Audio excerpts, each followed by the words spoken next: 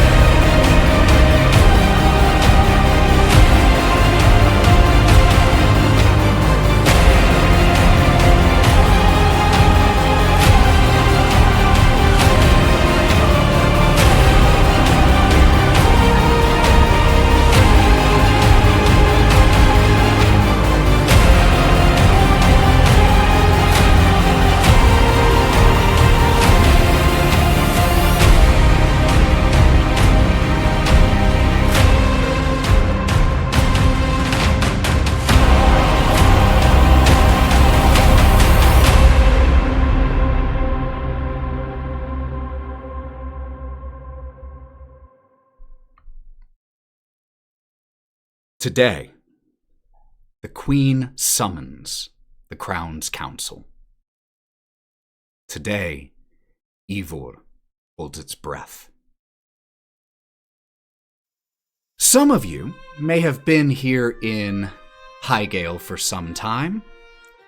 Others of you may have more recently arrived. Some of you even more recently. The city of Highgale is a sprawling city, a masterwork of architecture, and the capacity of sapience and sentience to push back against the forces of nature. The strong winds that gave High-Gale its name break against the colossally tall towers here in the capital of Windward. All of you have been summoned here for the Queen's Council, with the exception of a few. Kalista, who was already here in High-Gale, serving in one of the highest seats of the Weaveminders. Jaeger, only recently created for some new purpose. And Lorwryn, who comes to High-Gale with no summons, but of her own volition. The Crown's Council is set to start in a couple hours. Is there anything any of you would do before the council meeting? Yeah, Kalista. So Kalista is seen often, having that be part of her job, to be the face of a community and a organization. But she's more on edge than she normally is. So she has spent the last 3 hours in front of a mirror meticulously putting on her face. Every detail perfect. Every braid in her hair perfect. Every ring in the locks tied perfectly. Until every aspect of her body and her face is perfection.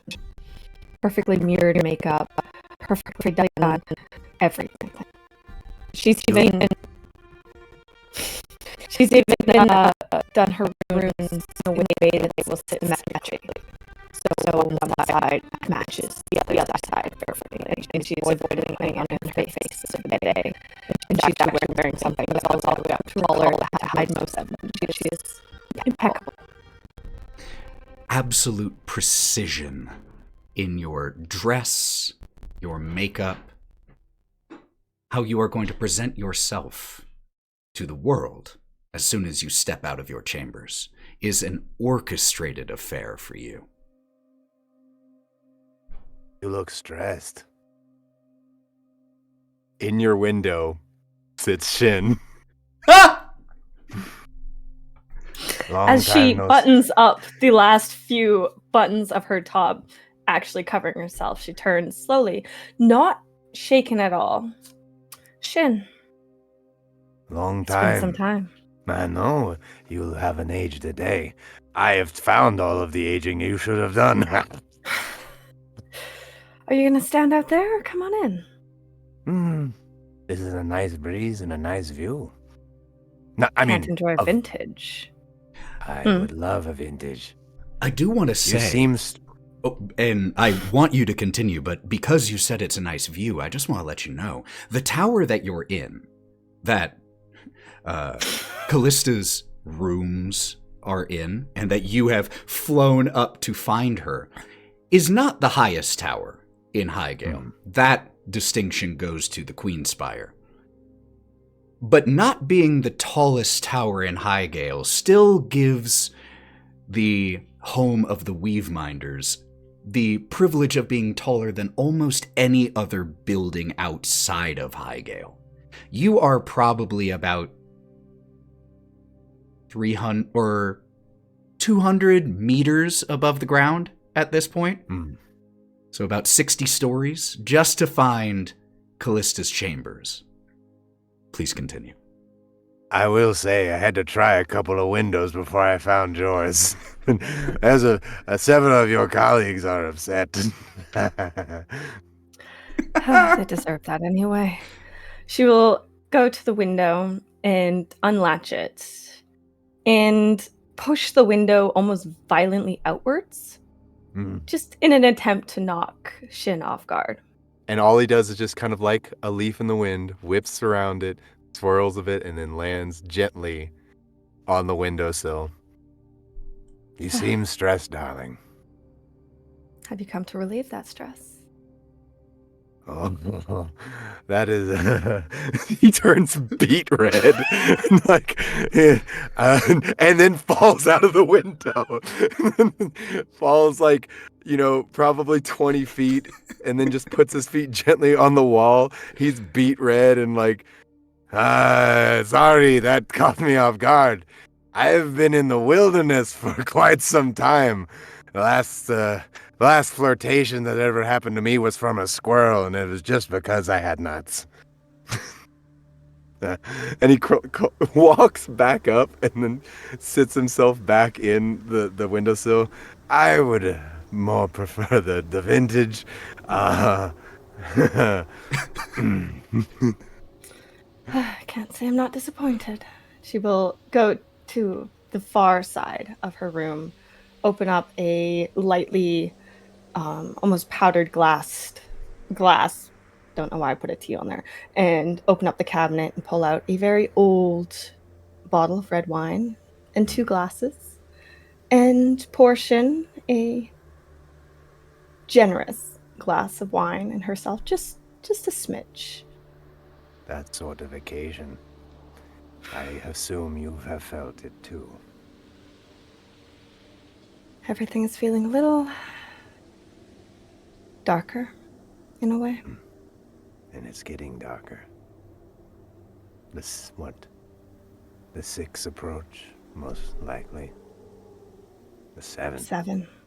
You were never good at counting. Each dimension has its own problems and different varying numbers. Hard to say which one I'm in at any given time. You know the problem. You've dimension hopped before. I was tempted to do it before this. This one does feel more. Final. Possibly. I will say from what I've experienced of the flow of the universe, we are hitting a crossroads where the future seems unclear, more than it ever has been.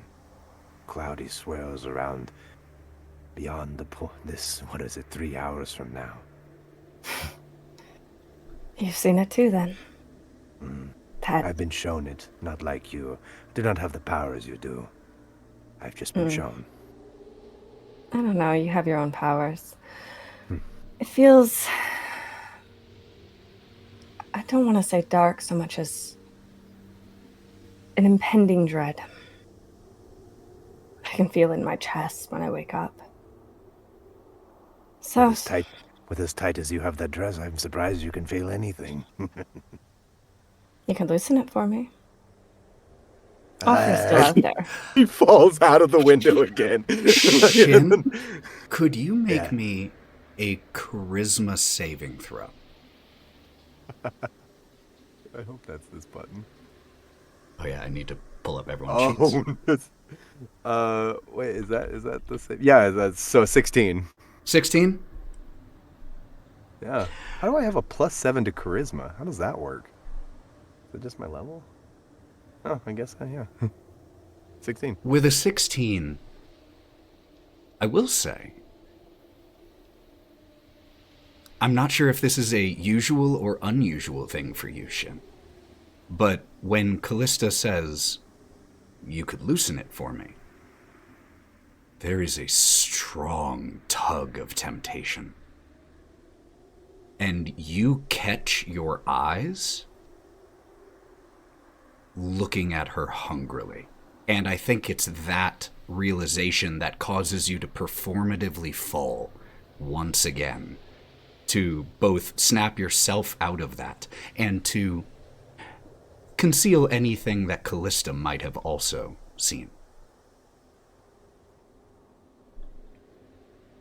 He is now, like, using the dragon astral projection, seemingly standing on the wall outside. It seems you still have a power over me. And then you see his face, his countenance change. And he gets very serious. I think you felt it too.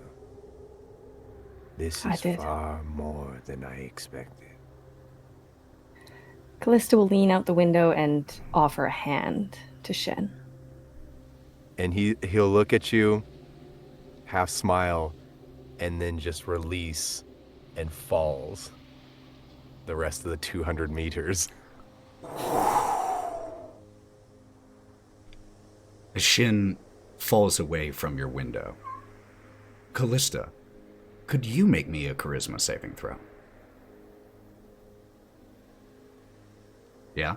I see you, Aaron. With a +5 because Jaeger's in the corner of her room, just a statue, and no threat was made, and she is quite capable. So he remains, but she is still bolstered.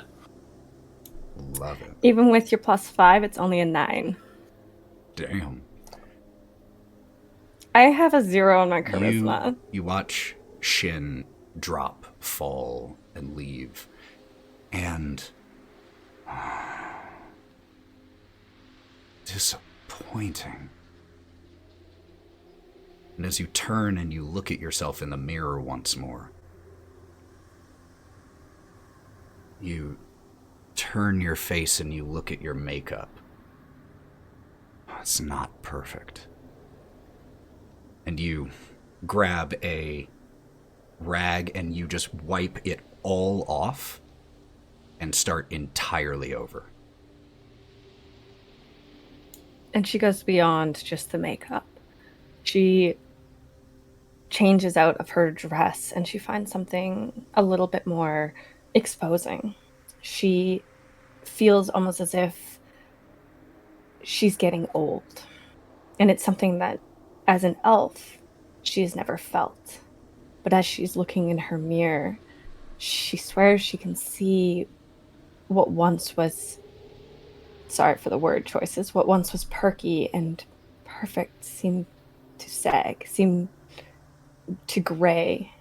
And she finds herself meticulously searching through her wardrobe, searching for the perfect lace, for the perfect outfit. And the only thing that is keeping her from crying is the fact she just redid her makeup. Of the then 2.5 or so hours remaining, you spend the next hour redoing everything. This time, your makeup redone, your outfit revisited, restyled. You look at yourself. Oh, now that's more like it.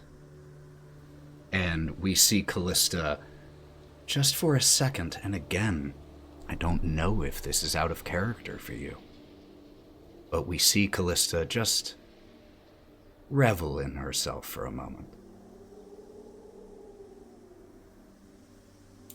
It is not a normal Kalista thing to do.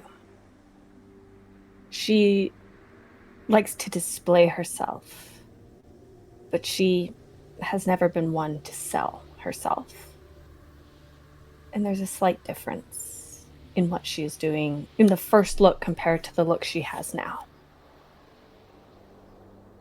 It's probably time for you and Jaeger to get going.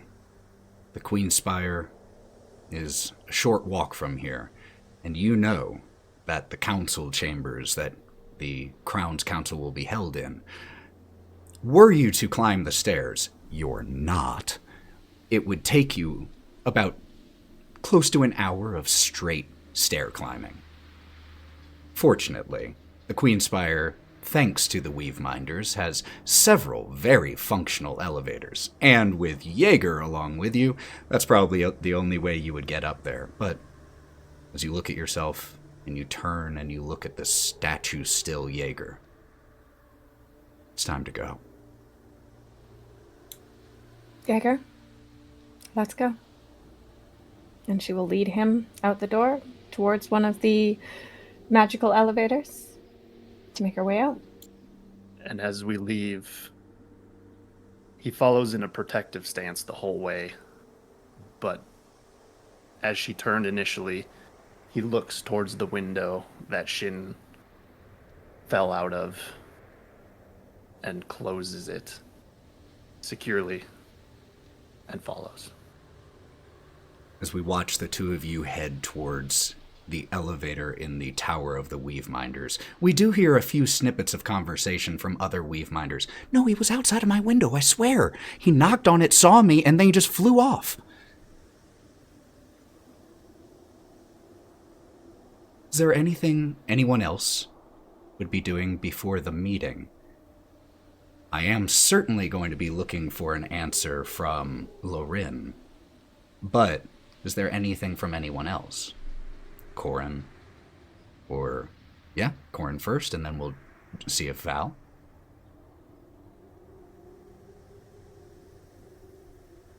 Now, I'm pretty sure there's food somewhere for this so-called meeting that we got invited to, correct? Oh, there's absolutely food to be found here in Highgale. Oh, yeah. Korrin will go and find said food because it's a long trip and she's quite hungry. And a lot to taste the more locale food as well to see if it actually tastes good. What type of food are you hunting for? Lovely you use that word.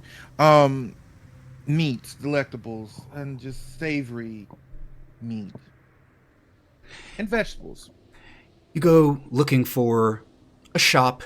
Again, or in order to find food, you are at the ground level of Highgale. There are piercing towers all around. Some of these towers, or the Queen's Spire, rivals and beats many of the peaks of the Belt of the World. It is... Have you ever been to Highgale, Korrin? At one point in time, I did. The tower is Really taller. like that much. The tower is taller than it was, but the top is still the same. Make me a intelligence check really quick. Or Arcana, specifically, if that one's higher.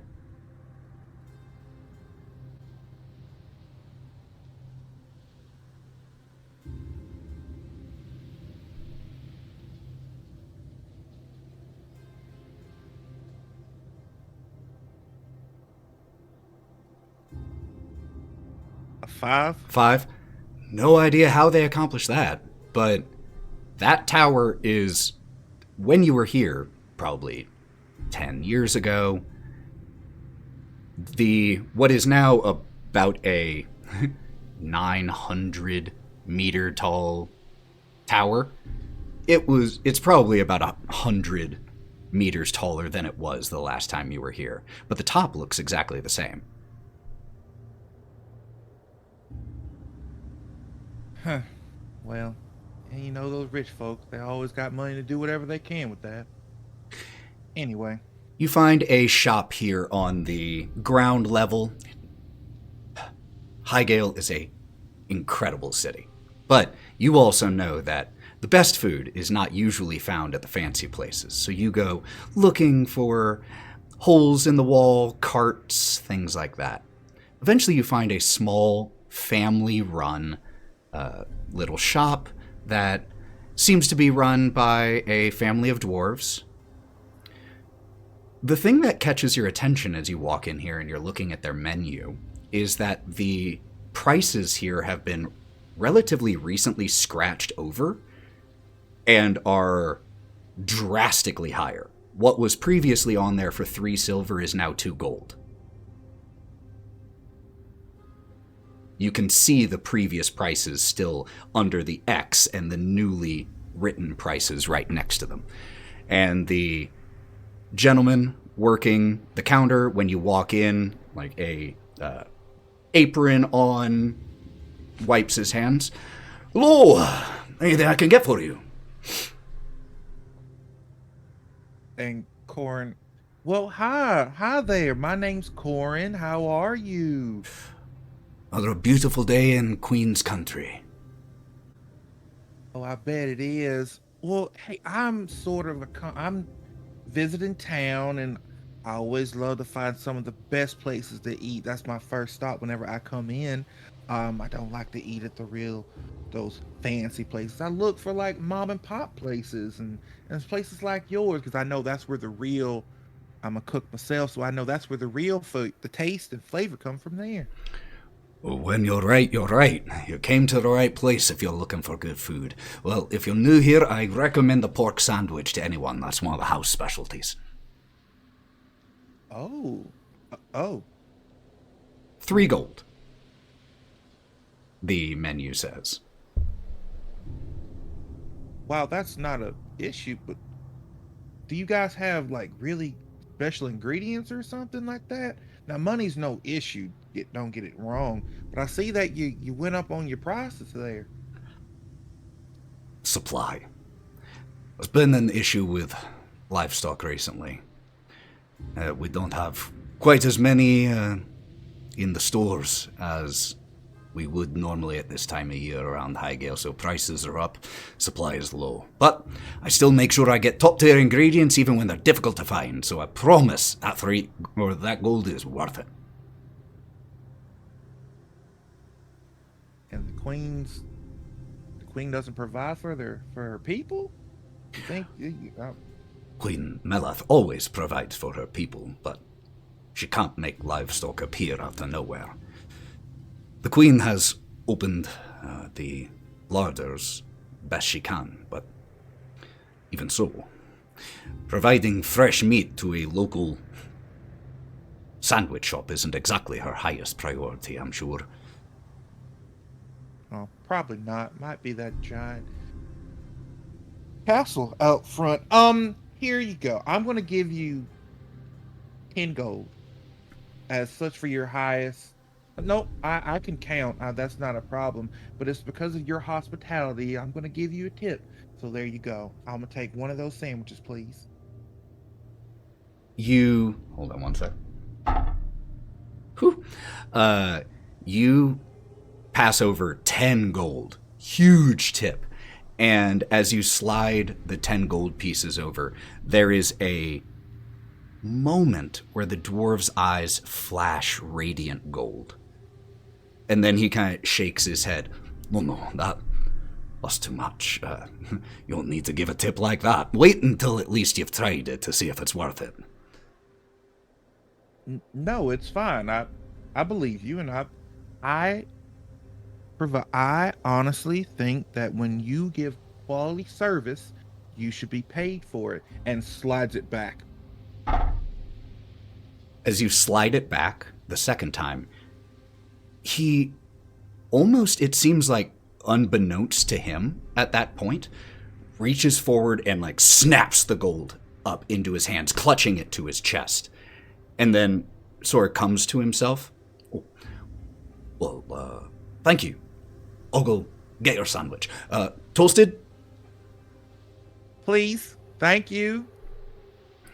Tucks the gold away, gets your sandwich, wraps it up in like tissue paper, basically, and passes it over. You can see that you can feel that it's warm. The paper is already a little soaked through with some of the grease. Korrin will rip it in half.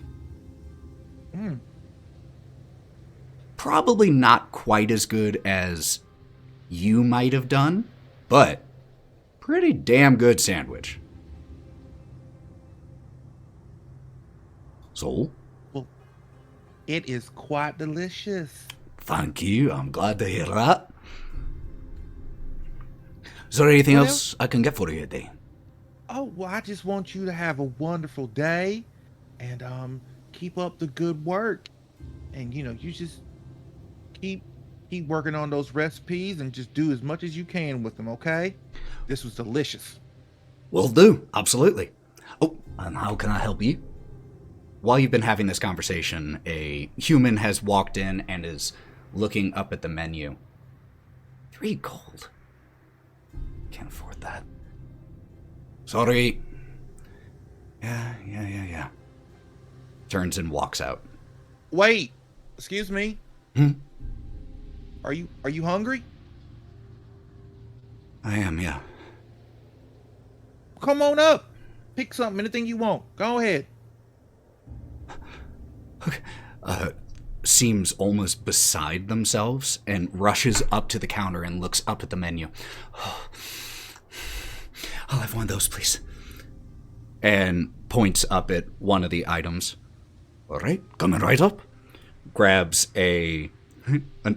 makes a huge sandwich for this individual. It's about 5 gold. Hands over to 5 gold. As you hand over the 5 gold, this individual has already started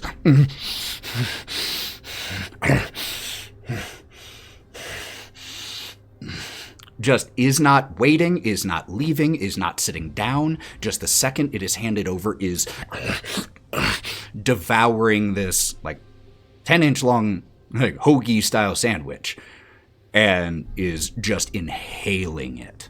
You're almost afraid this person's going to choke. Slow down. Slow down. Not going anywhere. Okay.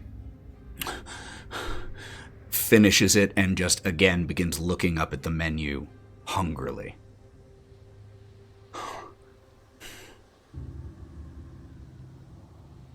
Another? No. I figured that would suffice you. Do people not eat around here? Like, what? Fuck you. What? Turns Excuse and you? Begins to walk out the door.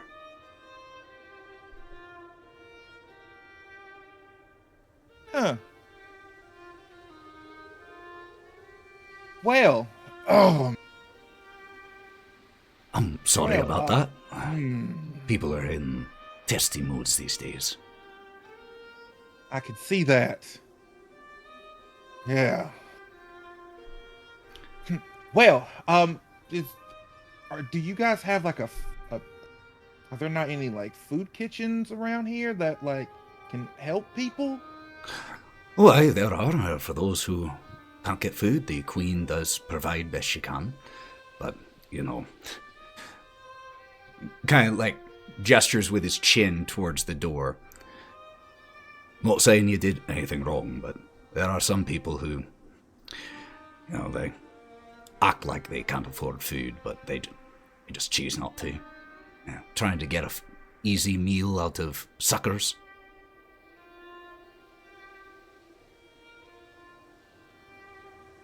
I'm sorry. What'd you It's did you not- read that last part? I'm not saying that you are. I'm saying that that's what some people try to do. For all I know, fella really was hungry, but there are plenty of folk around here simply trying to take advantage of those who are good-natured, kind.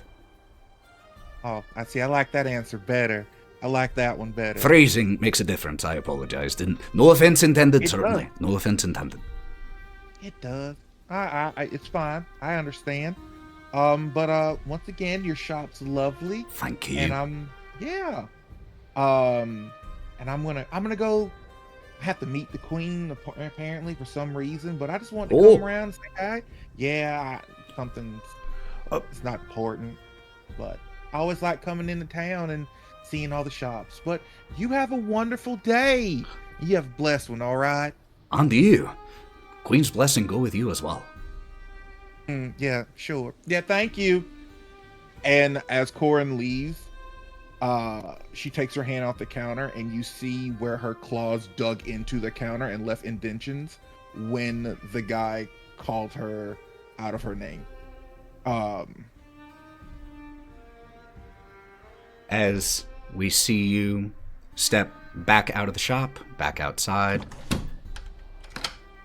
you are once again in the streets of Highgale and begin making your way towards the very easy to spot Queenspire. Valkerie, was there anything you were wanting to do before the Crown's Council? I went to a brothel, but like a kind of a crappy one. So who do we see? Are you currently waking from the previous evening? Are you still in the throes? I'm waking up, and before this meeting, she goes to a brothel because she wants to talk and drink some people. and so she needs to pay them. Absolutely. So as you start to wake the next day, who do we see in the bed next to you? And what state do we see them in? So when I turn over, beside me, someone who's laying kind of like spooning beside me is a very like tan-skinned, redheaded woman. Like she has like dark red hair, but her skin is also quite tanned, and she's very like athletic Simmer looking down, Cory. as well. She's very athletic looking, and she also has like a knife on the other side of the bed. There is like a knife on the end table there. Like it's a very barren room, but she does have a long knife on the end table over there. And so I get up and I actually get up to go take a shower. So I kind of like put on a robe to go shower. By the time you return to your room, the woman has changed sides, is laying on the other side. And as you start to enter and close the door behind you, she... Oh, good morning. Good morning. Whew, I feel a little lightheaded still from last night. Well, you should probably eat some more meat. I'm probably low in iron. How did you drink from her?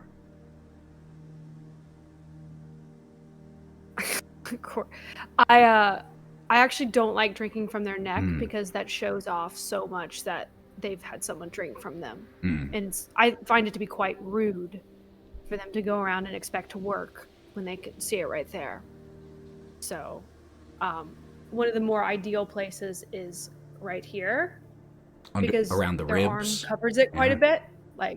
And then they can play off that they have a scar there because they've gotten punched in the ribs or stabbed before in that kind of region. And so that's generally where she likes to feed off of them.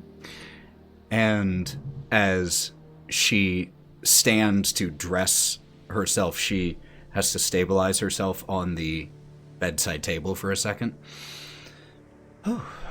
And goes and puts a dressing gown on, lifts her arm to show the small little cut there that was made. I'll wear it with pride. Be sure to come back and see me again before you leave. If I don't die, then I will. And goes and grabs the knife and hands it over to you, hilt first. As you do, though, as you go to grab it, she puts just a little bit of pressure on the blade so that you have to work just a little bit to pull it from her grasp, and it cuts her finger as you draw it, and she just looks at the welling single drop of blood and takes her index finger, rubs it, and then rubs it right onto your lower lip. Something you remember me by. They did say you were the one that had theatrics. Gives you a little kiss on your cheek. Don't forget that next time you come around. She just nods and watches her walk out. And then you are alone, fed, bathed, satiated. And then I'm going to put on all of my leather armor. And you see her put on her armor and then put in that last dagger that she had. And she puts it onto her hip, kind of a slit there. And as you start to exit the brothel, there are a few workers, employees here who they give you congenial looks, but you can see the fear in their eyes. As they cast their gaze a little bit downward, hoping you won't pick them.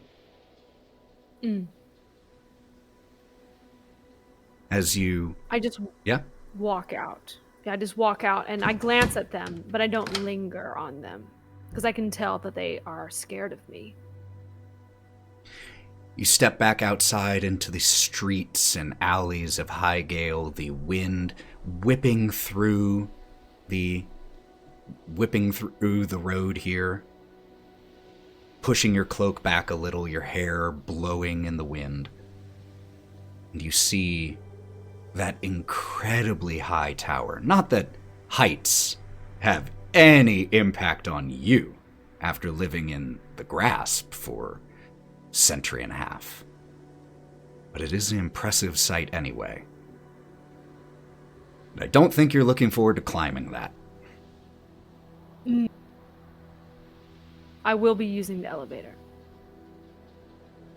We see Valkerie start to head that way as well. That leaves us Lorwryn.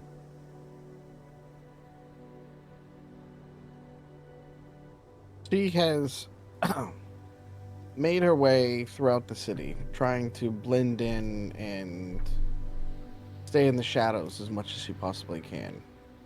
She's kept her cloak up as well as her guard, knowing what she knows of the world and of what of Highgale she is aware of. And she does not even try to work her way through to talk her way into getting to the Queen's Tower.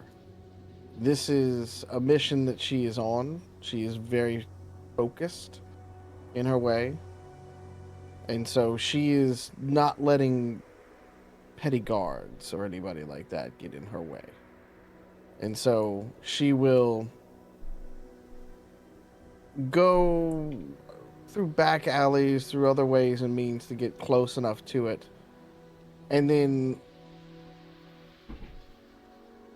a silvery and black mist starts to kind of envelop her.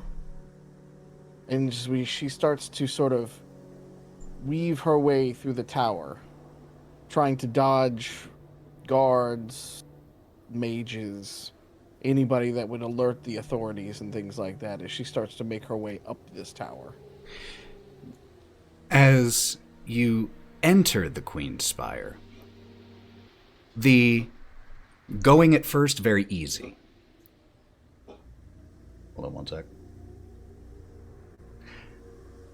Cat hacking something up. The going at first down here is very easy. The first several levels of the Queen's Spire are more or less open to the public. Not that you are ever in there without the watchful gazes of someone.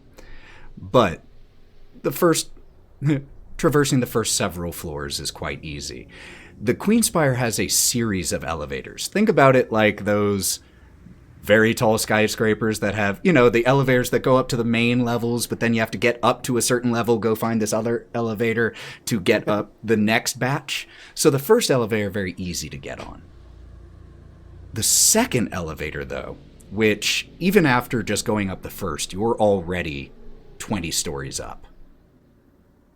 Once you're here, though, you do have to utilize that little bit more surreptitious methods.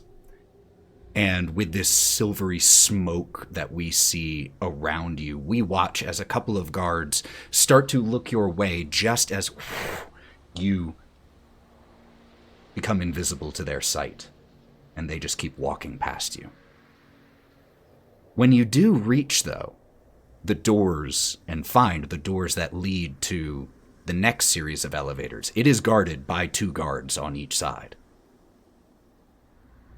How are you approaching this?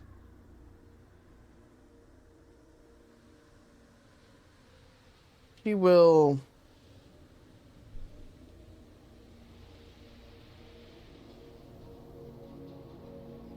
She can't see, and there's no windows or anything like that. Oh, there are windows. There are definitely windows.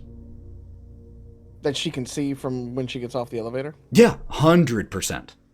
There are windows on every floor all around so that you can constantly see High-Gale spreading forth around the Queen Spire.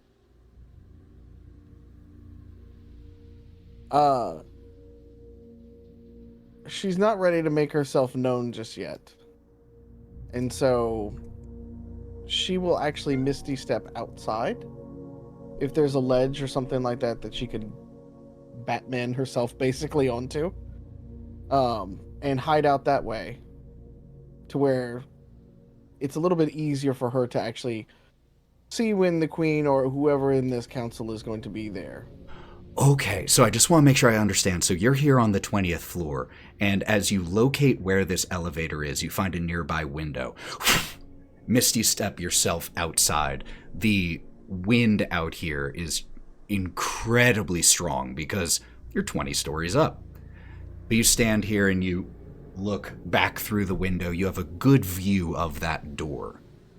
Are you waiting for the guards to go away? Are you waiting for other people to take the elevator? What's the plan?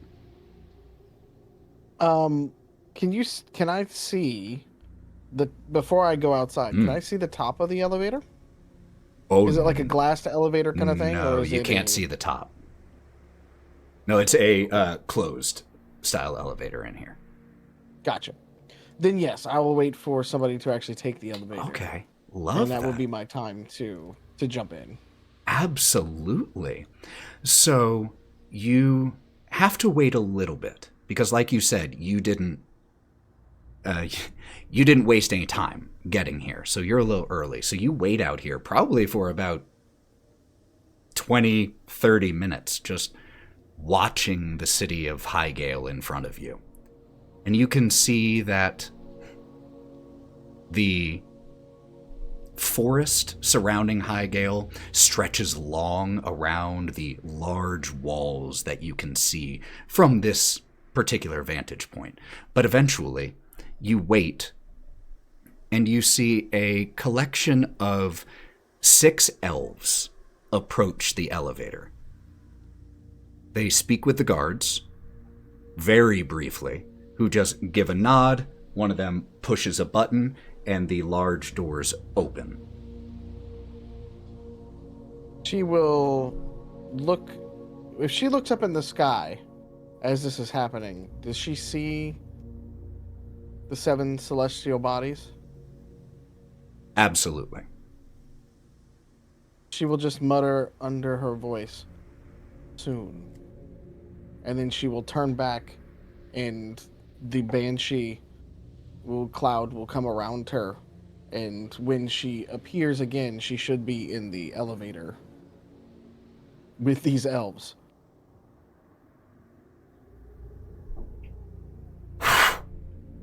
And as you rematerialize, you are just standing in the corner of the elevator as the door shuts, and several of the elves look your direction, a few of them quickly going for weapons on their hips at this new individual suddenly appearing right next to them.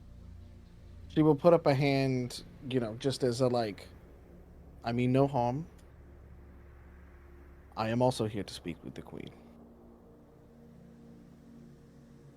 I'm not even going to make you make a persuasion check because there is no reason they would know who is or isn't invited. Actually, I will, but the DC is going to be very low.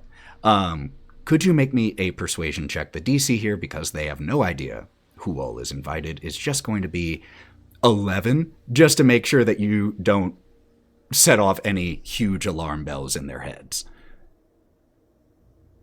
Thank goodness, because that's a 12. Oh my god! So then, yeah, a few of them look at you. Do you speak Elvish? Yes. They exchange a few words in Elven, just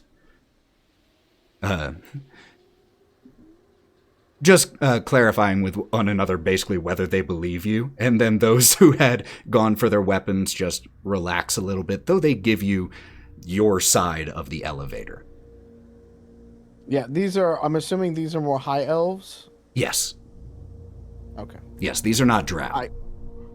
Right. Well, no. I would definitely play up the drow portion of it, but, I'm somewhat concealing the darker skin from that, but obviously if I put my hand out... Just so you know, there obvious.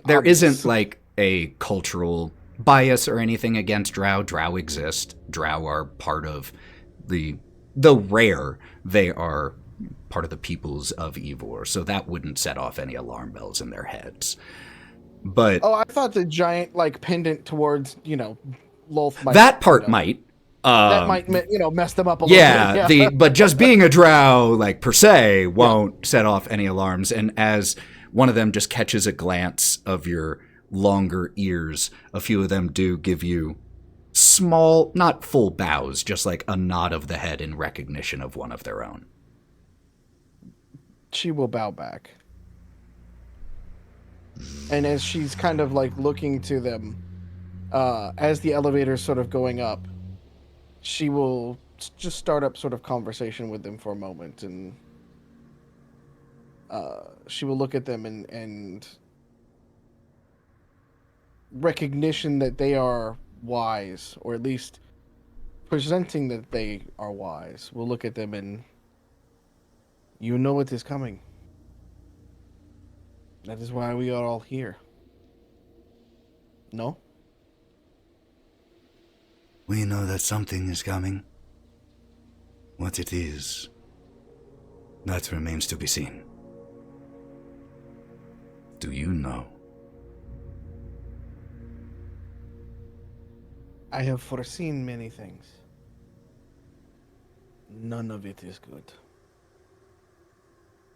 We must prepare this realm before it is destroyed. Of that, we agree.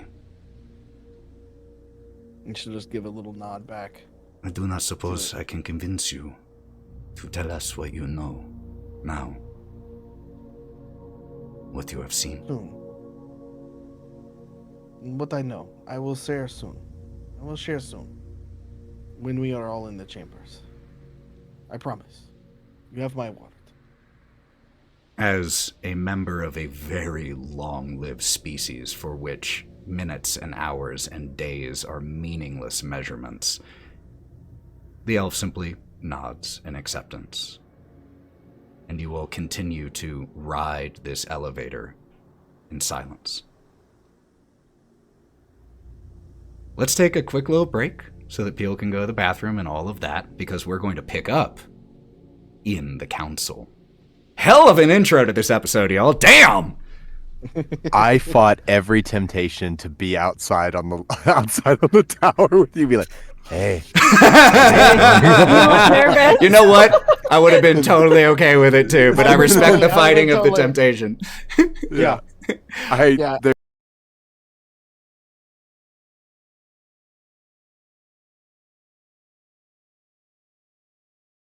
The ride up the Queen's Spire elevator, the main one that goes the final 500 meters up, you are occasionally afforded vertigo-inducing views of Highgale. From up here, once you step off of the elevator and you can really look, the towers here in Highgale, the others aside from the Queen's Spire, that would be the crowning achievement of any other city in Yvvor, look almost small from up here. There is the screech of an owl so far, or the screech of an eagle, so far below you, you can barely even make it out. And as you all, or actually we're going to start with Kalista and Jaeger. You would have been the first two to make it here to outside of the council chambers. These council chambers are not quite at the top of the Queen's Spire, but they're close. They're still about 720 meters above ground level. Jaeger and Kalista, you would be the first of this group to arrive there. Is there anything you're doing? My lady, a moment before we enter. Of course. Do your thing. This moment forward, there are uncertainties. But let this be one certainty I can grant you. And he's going to take his giant hand and almost rest it across one of the oaths that's on his plate. And if you were in the room, you'd probably see that it is inscribed with Saloon near the bottom. And it's going to glow slightly. And the glow is going to transfer to his hand, and then he's going to reach his hand out to Kalista. My lady. There's a moment of almost a sneer that crosses her face before she's able to shake that off and reach out to touch Jaeger's hand. And when she touches his hand, the light transfers to her and radiates over, and he casts Death Ward on Kalista. So you will go to 1 HP if you die instead. Nice. All right. Kalista will straighten up her coat, pull her shoulders back, and the entire time as they were riding up, she looked straight towards the door. She did not appreciate the view around. She did not look at how short her tower looks from this point of view. But she will open the door and lead the way out towards the council.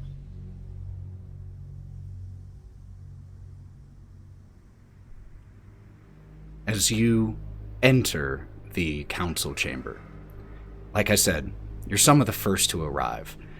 I would say the only member of the Queen's representatives who is here currently before you would be the High Chancellor. A impeccably dressed man with neatly groomed hair, calm, measured gaze, who is currently walking up and down the incredibly long table in here, counting the chairs. And he sees you walk in and just gives a little nod. I assume that won't be needing a seat. He will stand by me. Thank you very much. And she will take her seat. Of course, Weaveminder. We cut to the council chamber now being full. The table in here itself, like I said, incredibly large. It has numerous leaves that can be added to it to extend it. But the leaves that are added, the lines of the wood line up perfectly. So this table and this chamber that is over 100 meters long, and this table which can clearly span the entire length if needed, was made from a single tree from the forests of Highgale. At this moment, seated around this table, we see around 40 individuals. And that isn't even counting the guards that are standing around this room. That isn't counting Jaeger. And that isn't counting the empty, ornate chair at the head of the table.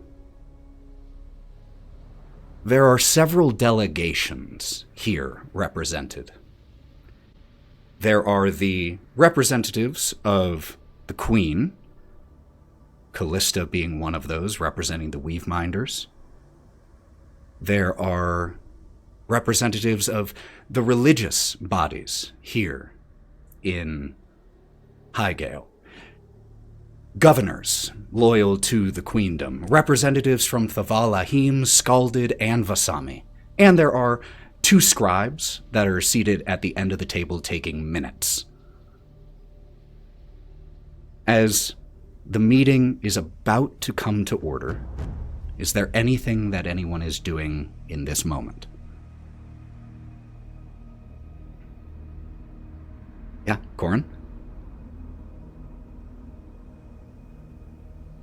Korrin would have came in and found a nice spot on the wall to sit and watch and kind of scan across the room to see who all is here, and would have clocked those that you had just mentioned off of seeing who's made out of money there and who's the richest and who's of importance, and just survey and look.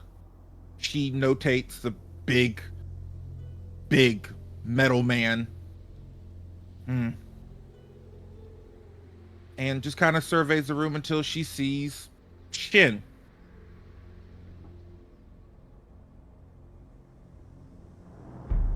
Shin! Long time no see. And Shin is boiling a teapot in his hand. Like he's holding 2 teapots, and he's boiling each in his hands. Well, I did not expect to see a friendly face like yours here. What are you doing here? Well, I was summoned to be here, and I don't know why, but I'm here. Oh, So, I remember something. And he pulls out like a packet of leaves, and is like, you were always a fan of the Dragonfire tea.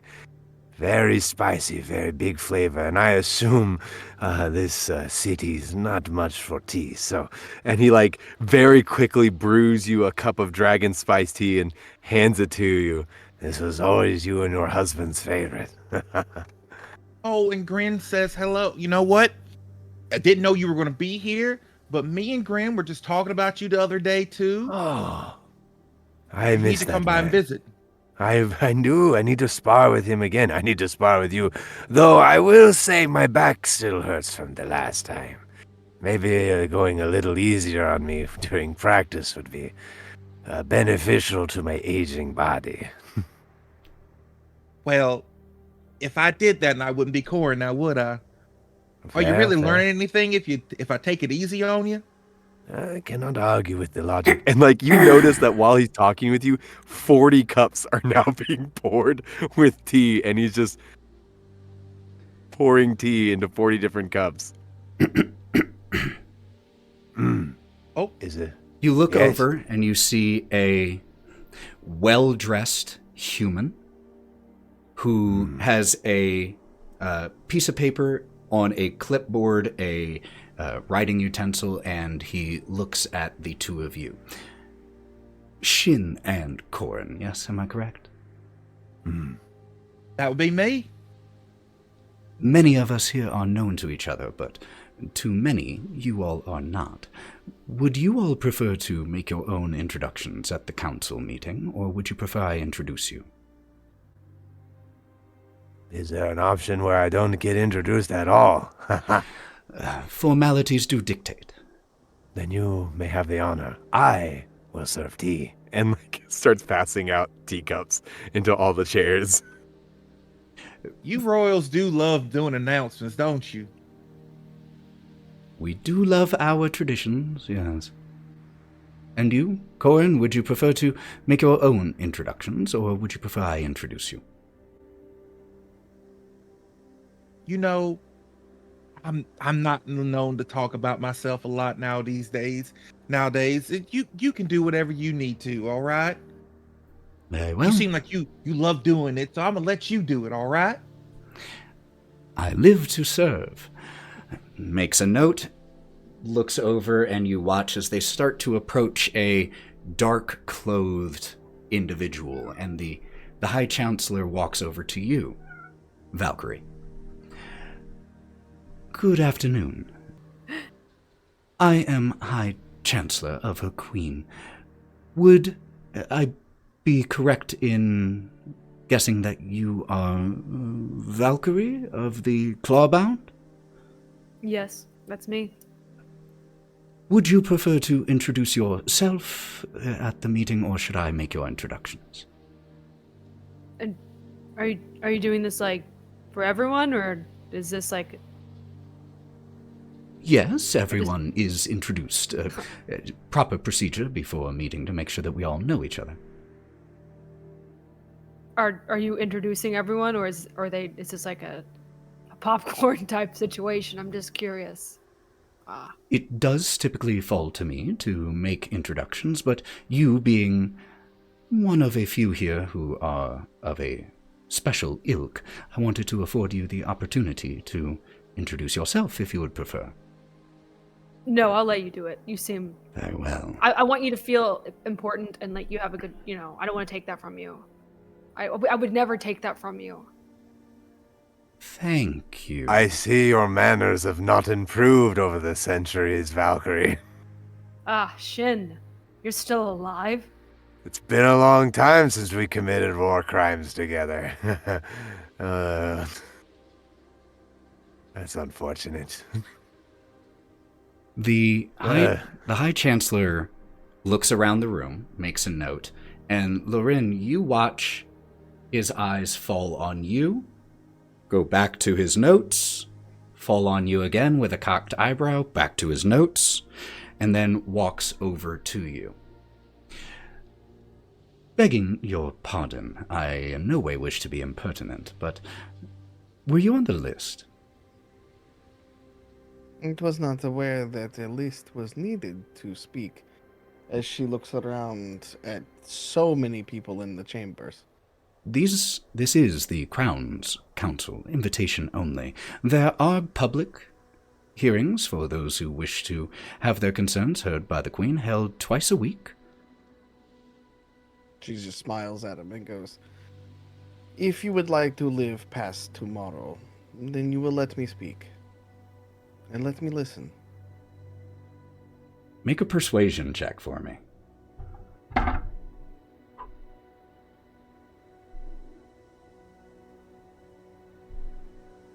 A good old 9. Kalista? As this is happening, the Chancellor's going to feel a tap on his shoulder. Turns. My friend. Oh, are we friends? Judging now? by... we're not. Judging by the conditions outside and the importance of this meeting, I feel like we should allow her to stay. It would be interesting to hear what those from far under have to say in this situation. Don't you agree, Chancellor? And she's going to cast Friends on him. I believe that's a saving throw. Let me just double check. I'm glad you did it, Mithril, because if it wasn't going to be you, it was going to be me. Da, da, da, da, da, da. And I can't know Friends is for the duration. You have advantage, so there's no save. This is on you. No save. So you cast this on yourself. Go ahead and make me a persuasion check with advantage. I really shouldn't try to persuade people with this character, but you know what? We're going to go with it. I said the same thing when I have a -1 to my persuasion. Bruh, I got a 0. She's not one for persuading without using a blade or a spell. Okay, I'm not using that dice because that dice fucked me earlier today. Okay. I got 16 on both dice. Let her be your ward, then, if she should speak out of turn or embarrass Her Majesty. I will be sure it be made known who insisted she be present. Well, I doubt she will have an opportunity to do such. I'll keep my eye on her. And he walks away and starts to walk towards the head of the table. Jaeger. Never mind. You sure? Yeah. Never mind. The Chancellor steps just to the right of the chair at the head of the table and bangs 3 times on the table. The soft murmuring and side conversations stop. Individuals take their seats. In the name of Queen Meleth of Windward, daughter of Queen Meleth, granddaughter of Queen Eleanor, chosen of the gods, long may she reign, this Crown's Council is convened to discuss, to advise, and to provide insight on the matter of what has become known as the Alignment. Representatives of Her Majesty, her governors, the elves of the Valahim, Scalded, and Vasami have all been summoned. Are these representatives present? Kalista, you obviously know these representatives of the Queen. There is the High Marshal, the Keeper of Tomes, the Keeper of the Treasury, the head of the Breeze Speakers, the High Chancellor, and yourself. They all nod, and one of them speaks, the High Marshal. We are. Nods, looks over to the elven representatives of the Valahim.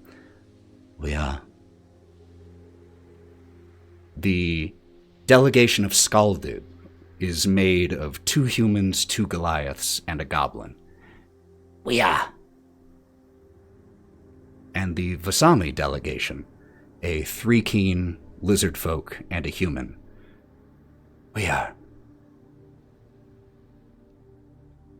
In addition to these representatives, Her Majesty, in her wisdom, has summoned to this Crown's Council several warriors and heroes of note from across Yvvor.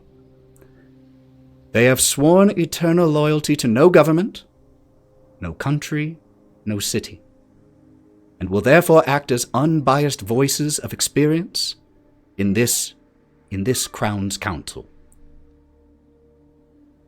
Are these individuals who have been summoned now present?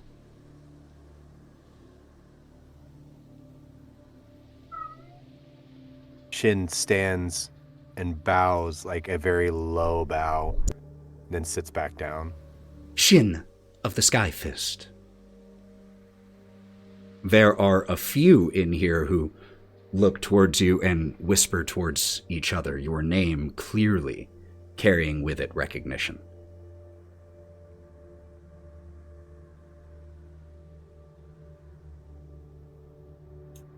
Kalista very obviously avoids any sort of looking towards Shin whatsoever. She starts wrestling with the papers in front of her. Shin deliberately looks at her and winks. Jaeger immediately looks back and just locks helmet with him. He winks at him too. And then looks back. We also have present amongst us Valkerie of the Clawbound. Stand up awkwardly.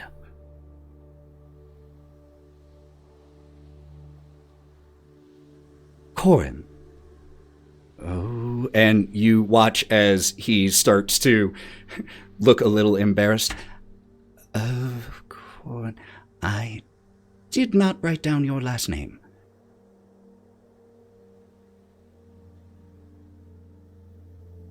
Korrin sets her tea down. Hi everyone, my name's Korrin, Finfire, Iron Hand. I just wanted to say I'm so nice to be here, and I don't really know what's going on, but hey, I'm just happy to be a part of the plan to help save the realm. All right, thank y'all for inviting me, and your place is quaint. I like your tower out there, and it's very nice. So.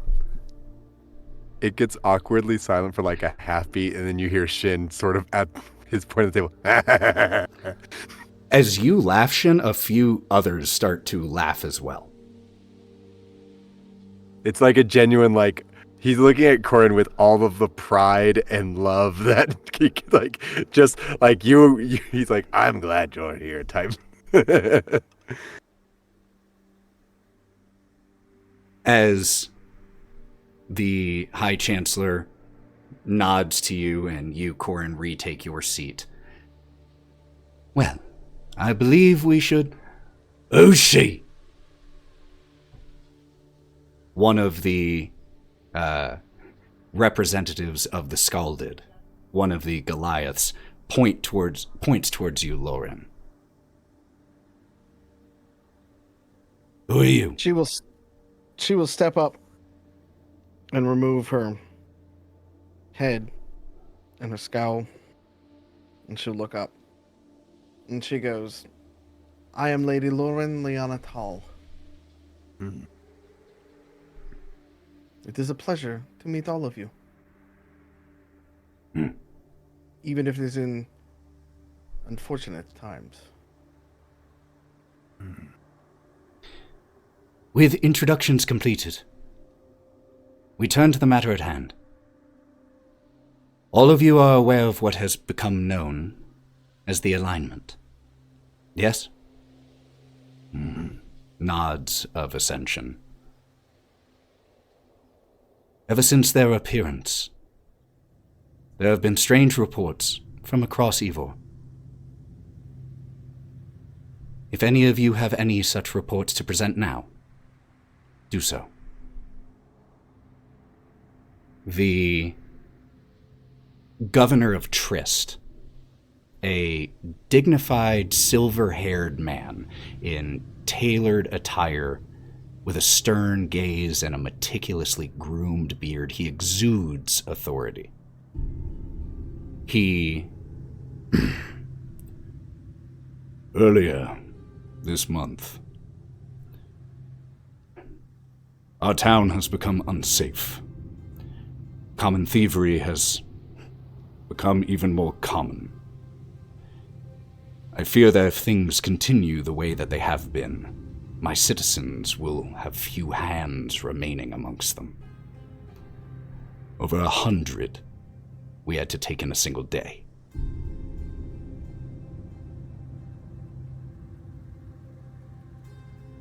The governor of Queensgate, a goblin, wiry, sharp-featured. Last week, one of the Queen's tax collectors was killed in Queensgate. His heart replaced with an empty coin purse.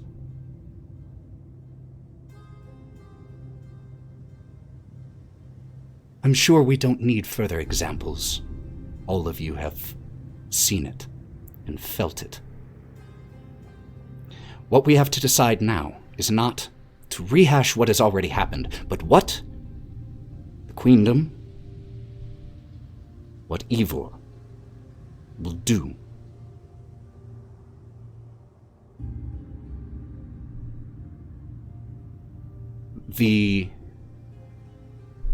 There are also, in addition here, the representatives of 7 different faiths.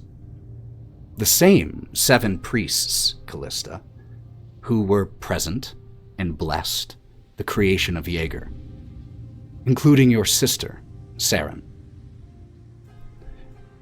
One of the priests, the priest of Moradin, speaks up. How do we even know that these goings-on and those in the sky are related?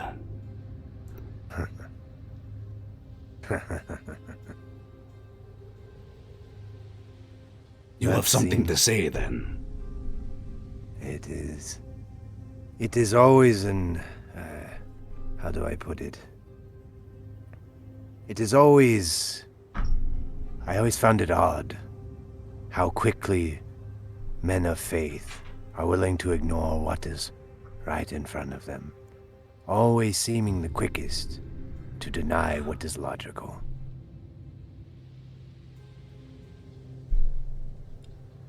The head of the Breeze Speakers, the spy master of Windward, a hobgoblin lithe in dark garments. How is it obvious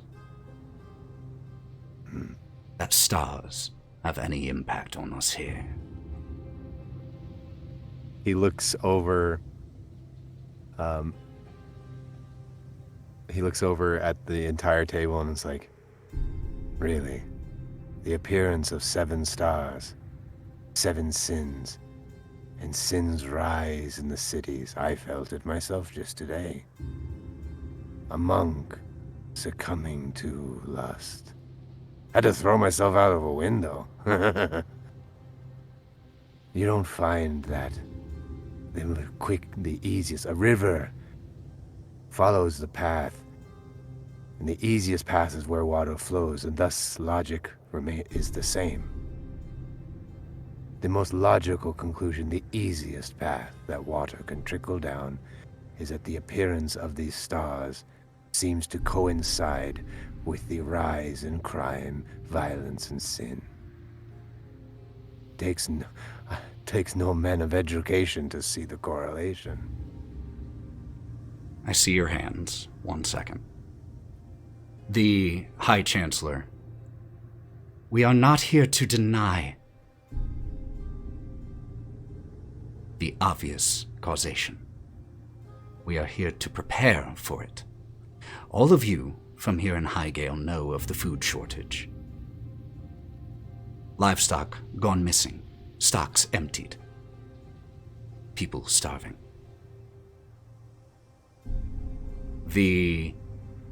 One of the priests, the priest of Kelemvor, whose face is still obscured under a black hood of a robe. And what if this is all simply the work of the divine? They work in balance, death, life, suffering. Do we really have to put up with your mumbo-jumbo? I thought... And Kalista's going to stand up, and she's not looking at that priest. She's looking directly at her sister. I thought those of faith were not ones to fall into coincidences and theories that have no binds in logic. Shin is correct. I felt it myself this morning, and it is not something I succumb to. Something is going on, and it has nothing to do with the divine, but a lot darker, a lot deeper. Your sister, who you were looking at, looks right back at you. What did you feel? What happened? Tell us. Please, sister.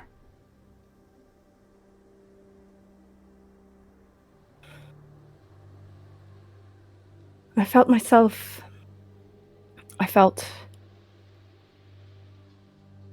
What are you going to do about it? Pray? It doesn't matter.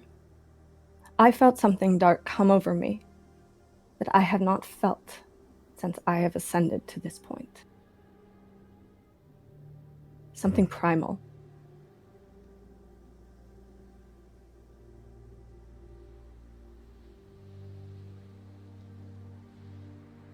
There's a silence that falls. Shin and then Korrin. The universe is out of balance. That much we know.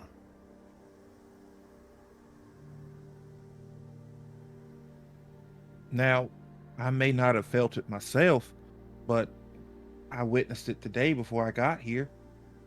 In your own walls. What do you mean? The High Chancellor asks. Well, I was getting something to eat, and when I wanted to pay the kind shop owner here a little extra, as a tip for being so kind to me, his eyes did something differently. And he immediately pushed the money away at first, but I insisted because, paying someone is the right thing to do. but something washed over him for a minute. He collected himself, but he just snatched the money. And then when someone came in the shop and I was hungry, I went to go pay for his food, and before the money could even get out of my hand, he just devoured the food right then and there without a single breath. Like if he hadn't stopped, like he would have choked on it. But after he ate, he was still hungry. So Shin looks at Korrin and then looks at Kalista. Gluttony. Agreed. The Lust. dwarf, who is the keeper of tomes, speaks up. Silver-streaked braided beard, little spectacles balanced on the end of his nose. Hungry people and greedy people is nothing new. It is far from cause for alarm. You are so far off, young dwarf. Oh, then, Mistress, And he looks down at, notes he had taken. Lorwryn, tell me what I do not know. This is Shin, correct? Aye. It is nice to see someone from the underworld, the Underdark. Oh, I am from farther away than that. Oh, how exotic.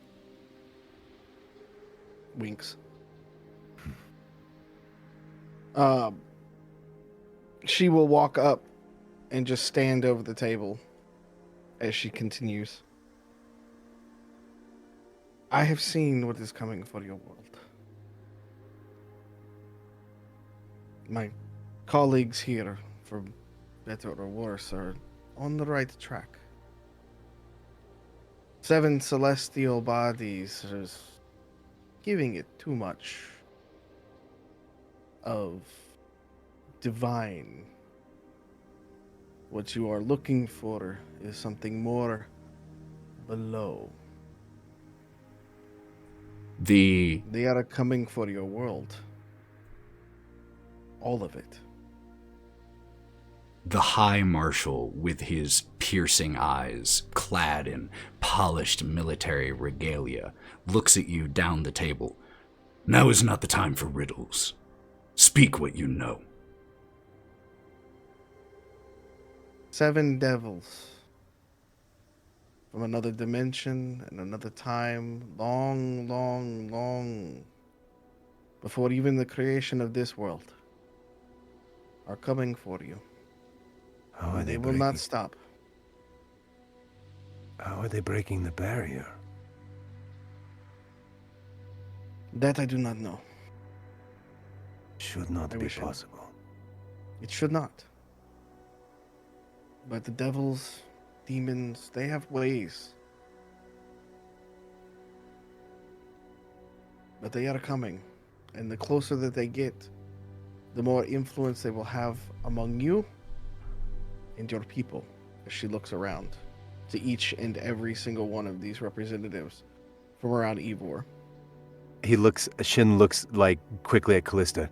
Should they not be bound to their throne, to their planes? How?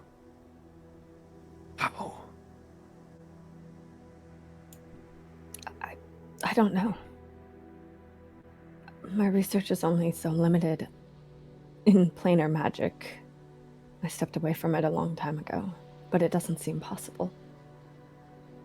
There's a eruption of not loud, but conversation from around the table as delegates begin speaking to each other, to other representatives, agreeing, arguing, questioning.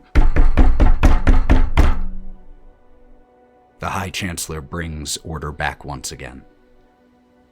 We do not know anything for certain yet, but the Queendom has not been idle. Kalista, would you please share with all here what the Queendom has begun to do in preparation. Kalista will take a step back. Jaeger, make yourself seen. He takes his trident and slams it into the ground, causing it to erupt in radiant fire. We have been developing a way to defend ourselves and our people. This is the prototype, Jaeger. I'm not sure the timeline, but we are hoping to develop more and distribute them amongst the Queendom, as well as organize a... Sorry, I'm lost for words. Group, so to say, of talented individuals. A tact force, a small group of our best fighters, in the hopes to take this on at the beginning, before it becomes a problem amongst the entirety of the Queendom. Take it on head first, in a way. I agree with the wisdom of this plan. It must be handled head on, or it will get like a tide, like a wave beyond our control. How are You you must not let controlling it? them. What was that, Valkerie? How are you controlling what that thing is? You mean Jaeger? Jaeger. How are you controlling it? He is bound to me, by my command, and blessed by 7 gods.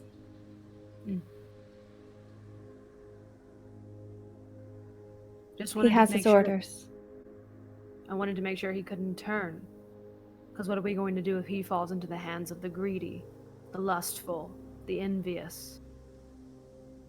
The wrathful. I will not be the first to say this, but magic is far stronger than humanity, than beings of the flesh. We are far more likely to succumb to these darker feelings than he is. And if he does, I will destroy him myself. He nods his giant helmet. But he is not only magic, is he? No. No. And one of the priests speaks up. The one who spoke with Kalista earlier, the priestess of Saloon. No. He is not just magic. He is divine as well. Blessed by 7 gods. But what is his anchor? Is there a soul inside that suit? That armor? For rarely is magic have the divine intuition of battle. Generally, these creations require a soul. Sometimes willing, sometimes taken. Is the core of him a soul? A look of pride comes over Kalista's face. Just for a moment before she repositions her face in a stoic look. With the collaboration of the divine and the arcane, we were able to mimic, to the best of our ability, a soul. We did not take one from an individual. We did not ask for a volunteer, but we have created one. You see absolute stun wash over Shin as he looks at Jaeger and then looks at you.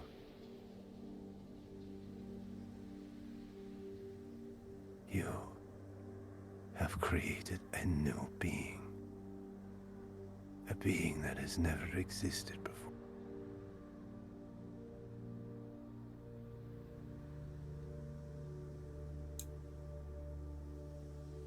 Did you doubt it was possible, Shin? I have seen many different existences. There are none like him. I will be surprised if you will ever be able to create another. Why the absolute awe that is over Shin. That should not have been possible. Perhaps these strange times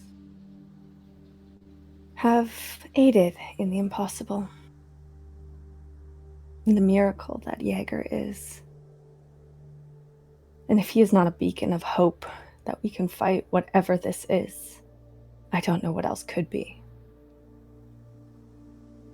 And if you'll indulge me just this moment, Shin walks up to Jaeger, gets out of his chair, walks up to Jaeger. Answer me this. Being like no other, known as Jaeger.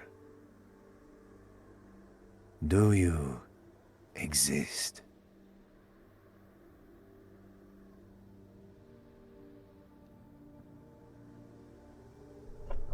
And his head, because he's about over 10 feet tall,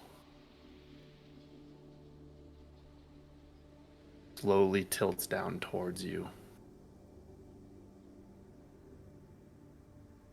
and just says,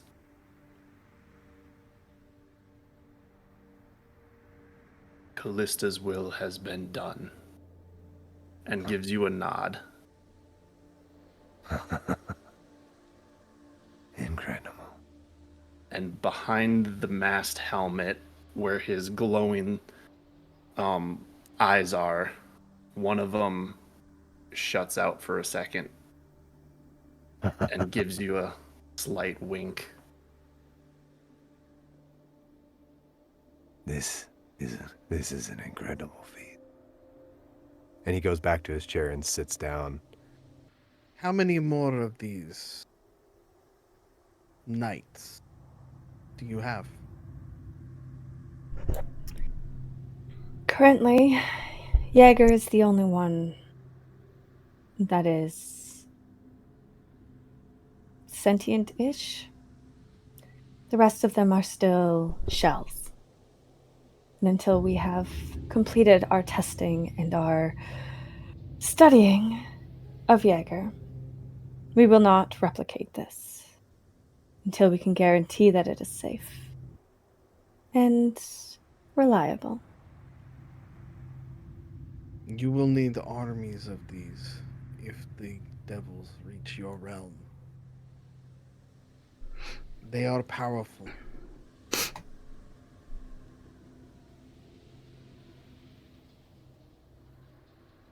As this... Do not doubt. Korrin? Can he fight? Could Korrin repeat that really quick just because I talked? Can he fight? You said you Jaeger? made him. Can you fight, Jaeger? When the need arises, I shall perform.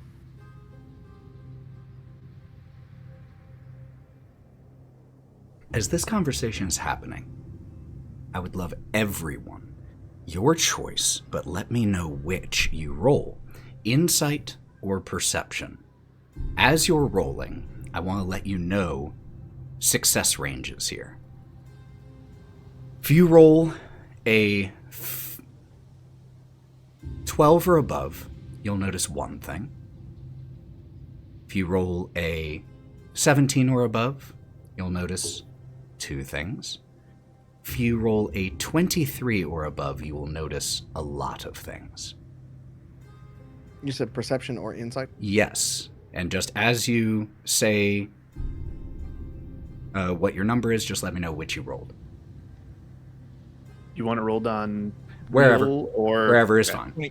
23. 23. Okay. 14. 21. 22. 24. All right. So we got 2 people. Everyone succeeded. We got 2 people who notice one thing, 2 people who notice 2 things, and 2 people who notice a lot of things. So what I'm going to do is actually describe what those who notice a lot see. Those of you who notice less, just subtract some of the details and figure out which ones you notice. But Korrin and Lorwryn, this conversation is happening, all this focus around Jaeger, whether he can fight, whether he has a soul, and the priest of Moradin. As this conversation is happening, he was watching and then he turned and suddenly started just kind of staring into space, 1,000-yard stare. And he starts to look a little bit drowsy. The priest of Ilmater, dressed in tattered robes, red cord, ash on his forehead. You see as he looks at his hands, and with the back of his hand rubs at his forehead, sees the ash, and then using the remainder of his cloak, or the remainder of his sleeve, just wipes it from his forehead. You see that under the hood of the priest of Kelimvor, where no eyes can be seen, you can start to see faintly glowing orange eyes, and his slightly hunched demeanor at the table goes straighter.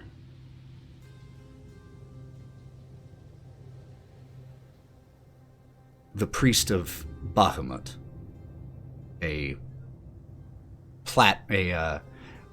silver dragonborn, gives the priest of Bahamut grabs a coin from out of his pocket and just starts to dance it slowly along his fingers as he stares at it. The priestess of Saloon, you watch, or you notice as she just looks down at herself, seated at the table. One of the representatives of the Queen, the Keeper of Tomes, speaks up again. One thing is certain, I feel now. These ill omens, they are not the footsteps of the divine. Oh, but they are. You hear course across the chamber. Lorwryn And has heard this before, hasn't she? I don't know if you've heard that particular voice. Make me a history check. Let's see if you have. Would our perception and insight checks have taken effect at this moment or in a second? Oh no, you've noticed this. You notice those behavior changes start to happen slightly before you heard that. Can Jaeger pop a divine sense Absolutely. at the same time? Lorwryn, what did you roll on that history check? Got a 20. 20? 17 plus 3. Here's what I'll say. The specific voice, not sure. Right. But... I'm thinking the tone. Oh, yes. Yeah. The voice is different, but you recognize that prideful voice. You have heard that tone before. And I saw Kalista's hand, and then I saw Korrin's. So Kalista only noticed one thing, and that was her sister. She's going to start prepping the spell. What spell? Would you say that in a round of movement, she could be within 10 feet of her sister? Yes. Then she's going to prep Globe of Invulnerability. Okay. Got it. You just under the table begin to pull from the weave. Korrin? Well, that's nice and all, but remember what I said before, that it was already inside your own walls. Just a friendly reminder. And as Korrin is saying that, she's reaching towards her, like already got her hand on her axe and just kind of putting it down. Just friendly reminder. The priest of Ilmater, as you set your axe down and it thuds, there is very quickly a thud that comes from his seat. It is the sound of his hammer falling onto the ground, but it wasn't him lowering it. You watch as, with lidded eyes, he looks at it where it fell and just looks back up. The priest of Ilmater stands without saying a word, and he looks around. That is when you pop Divine Sense, Jaeger. You get several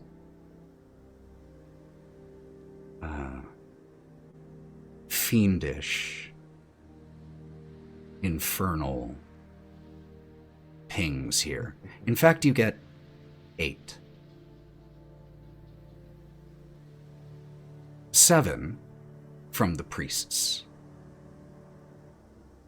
And it's as you pop this that you notice something that no one else does, that you did not notice before you began looking for signs of your quarry.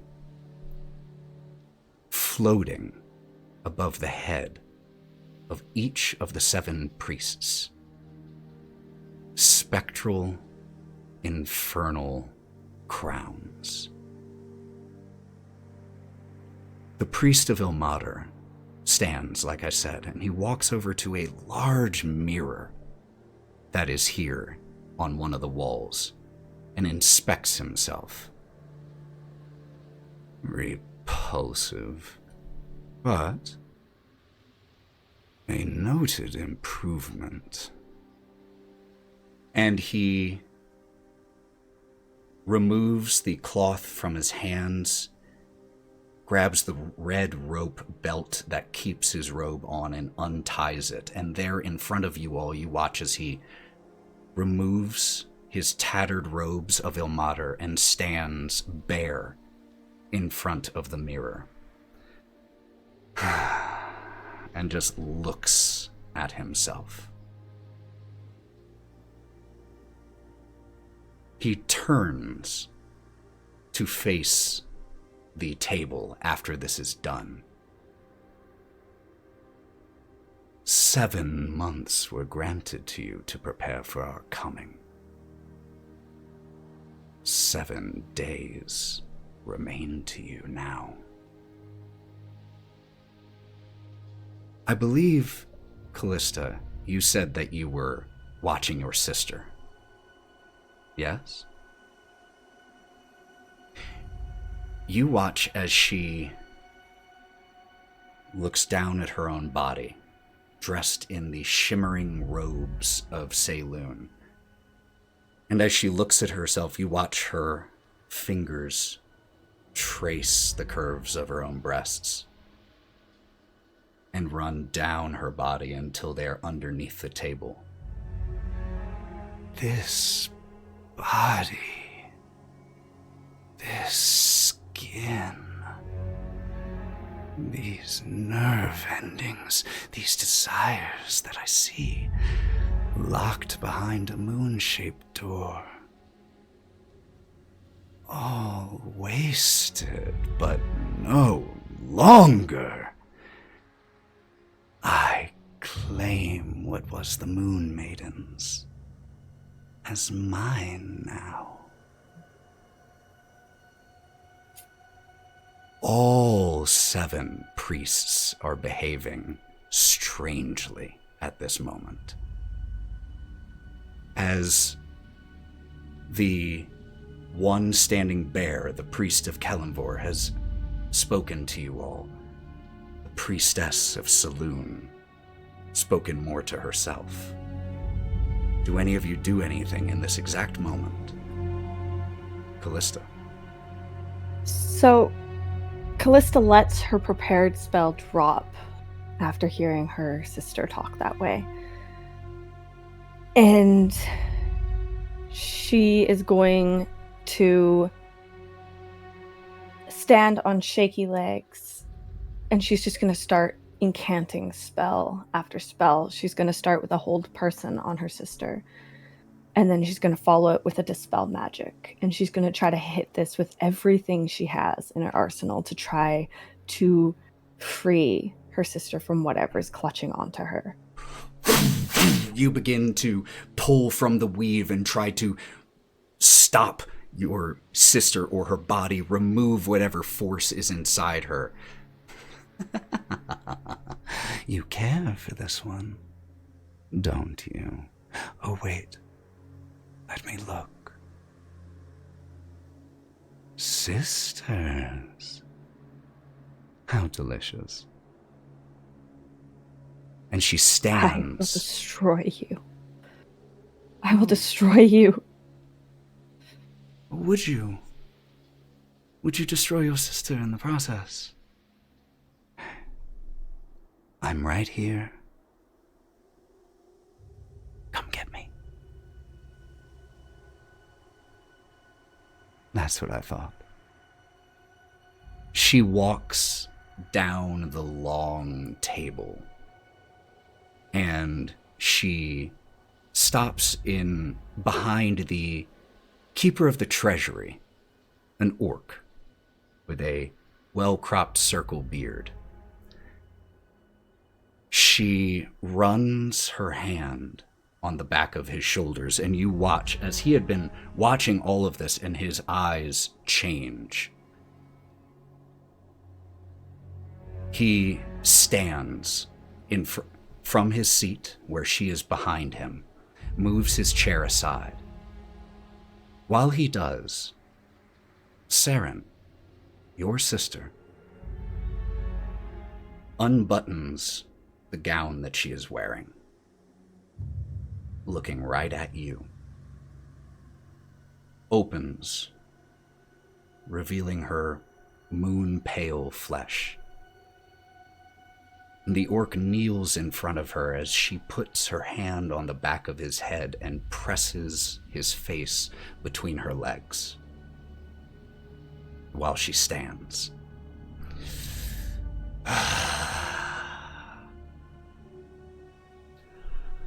Oh, am I being naughty?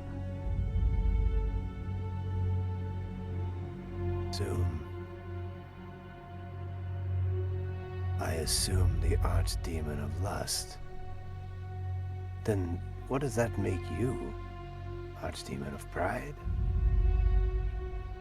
He's addressing the other naked one. He looks down at himself. Some have called me such. 7 days.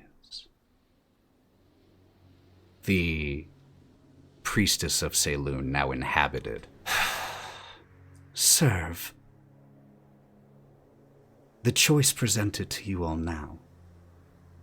is not whether to serve, but whom. The priest of Yvvor, whose eyes, like I said, a few of you had noticed were glowing orange, starts to look around, looking up and down the table. His eyes fix on someone, and he stands. And he walks towards the end of the table where the Queen's advisors sit, where the priestess of Saloon stands, the orc kneeling before her. Walks around towards that direction, and as he starts to get there, he takes the holy symbol off from around his neck, the holy symbol of Yvvor, a set of scales held by a skeletal hand. And this is a large, heavy, holy symbol. And he removes it and keeps walking, and stops right behind the seat of the High Marshal. Kalista, is this something you would be doing in that moment, or is this after? This is during, because Kalista has been prepping another spell. And she's still looking at her sister, but watching as this individual walks by. And she's holding this spell. If that priest of Yvvor is going to do anything aggressive to one of her people, she's going to release a spell against him. If not, she's going to release it against her sister. And just so I understand, you are prepping Globe of Invulnerability? No, I am prepping Disintegrate. Disintegrate? Wonderful. I love that. Yeah, Jaeger. Would Jaeger be able to tell if those invisible crowns above each priest and priestess were a tangible thing that could be destroyed, or more of a devilish indication? I will say, of the moment. Right now, they do not look material. That's good. Yeah. I'm literally gonna pop a mutagen while this is happening, because Absolutely. this is crazy. This is crazy stuff. So you would just see me kind of discreetly, not really discreetly, but I'm not making noise. I'm just Right. like, oh no. Yep. And I'm gonna pop one while that's happening. Shin, then Korrin. How far is he away from me? 80 feet? And would an insight check tell me if what he's about to do is aggressive? Make me an insight check.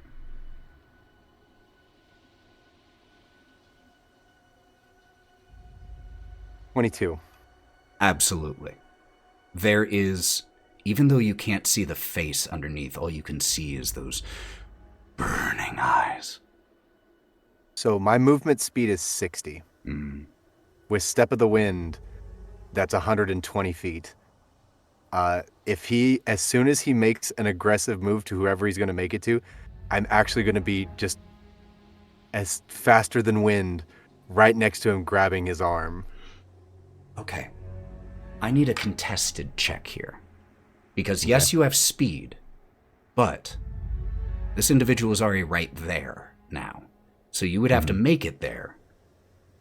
This person wouldn't have to move, in other words. So let's just straight dexterity check. Is that dexterity saving throw or dexterity? Nope, just check. Just check. Okay. That's a 15. Got a 16 on the die. So, you begin to run that way, but not before. You don't get there before the priest removes this heavy holy symbol and bashes the High Marshal across the skull directly onto the ground, or directly onto the table, and then with these pewter scales beats the head of the High Marshal until you can hear the reverberation of the table as chips of skull and meat get replaced with splinters of wood as the head has entirely been gotten through. Your end comes in 7 days. So since I already made the distance, like I'm now next to him, but he's already beaten his head in, I changed the motion into stunning strike. Okay. No, not even going to make a contested save, not even going to try to avoid it. Mm-hmm. So you run up and just hit in a, targeted area that makes this individual unable to move. And as doubled over from it, looks up at you. And again, with the hood, all you see is those burning eyes, and it illuminates a large smile. Korrin, yes. Korrin would have started. You would have noticed when all this stuff was going on, Korrin kind of steps back, and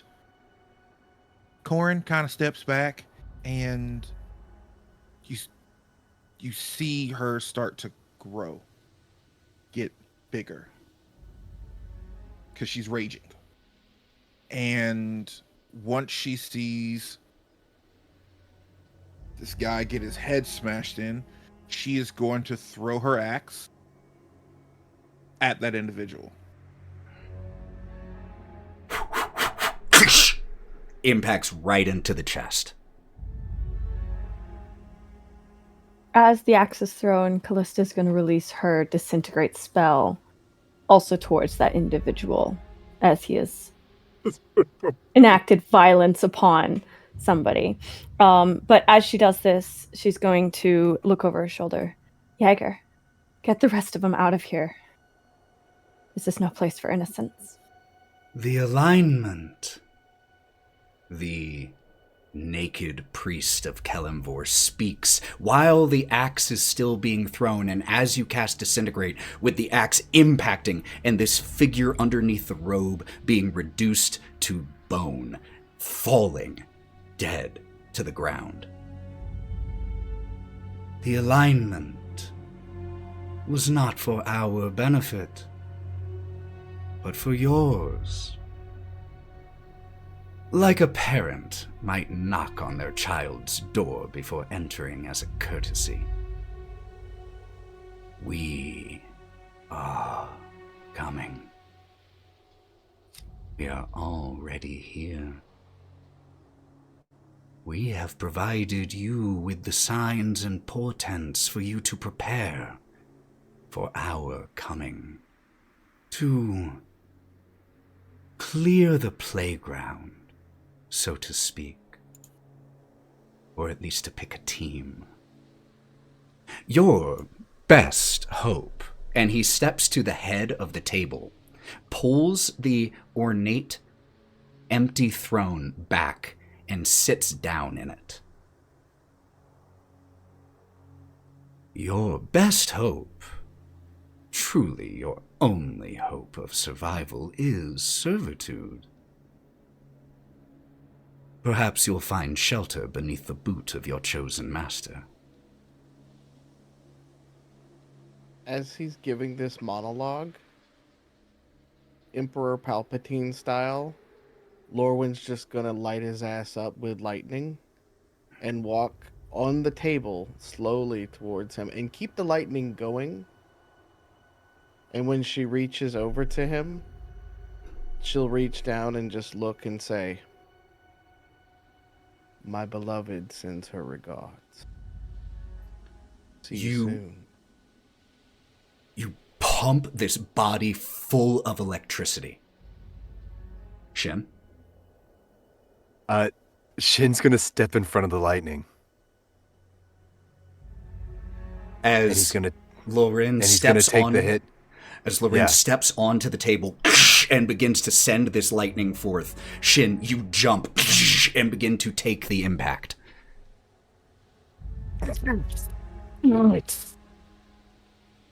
And I actually have I have resistance to lightning, so it actually does half the damage.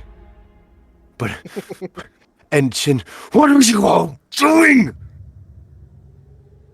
They are possessed. You've already murdered one. They are lost, not possessed. I like this one. You should be on my side. Serve well enough, I might even have a place for you in my ranks. I've served nothing but Azengorath, demon. I did not do this for you, but for the vessel on which you have taken. When Shin gets in front of the lightning, she'll obviously like click it off because that's not who she's trying to get to.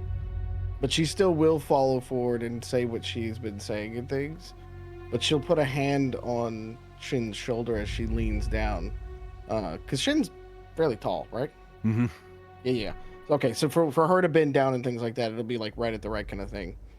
And she'll just kind of look at Shin almost comforting in a way. As comforting as one can be in this very strange atmosphere. And she'll go, devil, not demon. Devils are worse. Stands and walks over to near the table where you are and just reaches Shin and gives you any part he can reach, just like a pat, like a teammate would. There is not one of you too pure to fall. And he turns and addresses the whole table. Look at me. Look at Zariel. And points to the now skeletal figure disintegrated. We fell and rose so far. Allow me to be very clear. One of you clearly has experience with devils. This is your one chance. Your one. Kneel. Serve. And find sanctuary.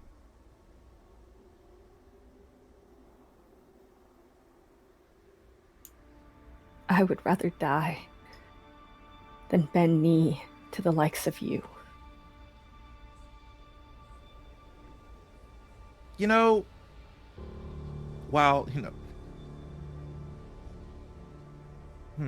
I'm trying to figure out a best way to say this. Oh, I know, get fucked.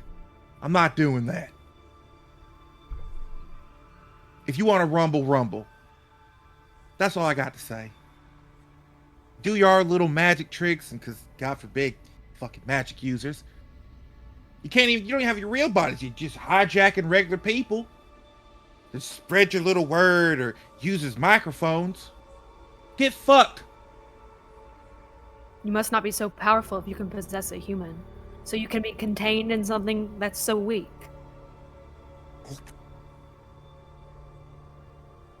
He smiles. I like you. You're good. He smiles at you. Would you be a more willing container then? I would never be willing with you. I've never cared much about that myself. There is a wind that begins to rise here in the chamber. It takes you a second to realize the source, because it's not coming from the windows. They're shut. It's coming from the robe, dead on the floor.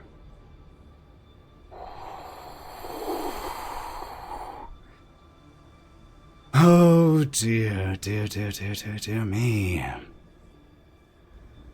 I did tell you all that the alignment was for your benefit. Oh. Like a parent might knock on the door of their child's room, I said. Well, Zariel has a bit of a temper. And she wishes me to convey a message since she is not here to convey it herself at this instant. And he leans forward. Knock, knock.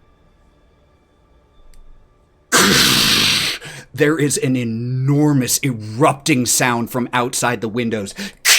Glass breaks inward, and even from here, thousands of feet in the air, you can hear the sound of screaming. People run to the windows and they see smoke rising, rubble, hear the sounds of people screaming. And the 6 still here, exchange glances with each other. And the priest of Kelemvor gives a over-the-top bow. See you soon, if you make it that far. And the priests fall to the ground, all grabbing their heads, coming to. And your sister, Kalista, comes to, with the keeper of the treasury kneeled in front of her, still breathing heavily. And she looks to you, Kalista. I was in there. She. I can't get rid of her. Please. Oh. Let me fix this. I trust you. I'm going to cast Modify Memory. And I'm going to try to cut that out. She doesn't resist. She stops I'm going to shaking. back it up. What happened? As if... And she comes to, her dress, her gown still open, and she clutches it shut. It's okay. Kalista will actually remove her own robe and place it over her sister's shoulders. It's okay. Another huge sound of a building collapsing, screams. The people in here start running from the room. We were attacked. We have to get you to safety, okay? She just confused, scared, nods, trusts you. And as you all begin to prepare or run from this chamber or whatever it is that you do, we'll see what happens next time.